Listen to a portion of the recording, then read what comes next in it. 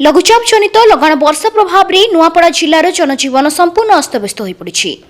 लगातार प्रबल वर्षा जोगु जिले में रेकर्ड परिमाणर वृष्टिपात होता बेले अनेक स्थान में बन्या परिस्थिति सृष्टि होइछि।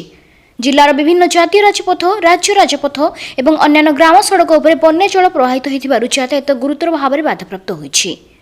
एही परिस्थिति केन्द्र जलसेचन प्रकल्पर जलस्तर वृद्धि पाउथिबारु प्रकल्पर 6टी गेट खोला जाइछि।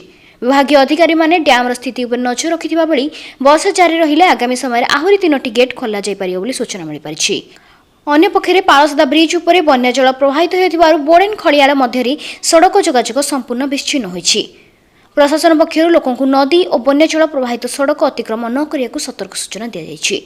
जिला प्रशासन परिस्थिति उपरे कड़ा नजर रखिथिबा बेले उद्धार और राहत कार्य पई समस्त विभाग सजग रहैकु निर्देश दिया जाइछि।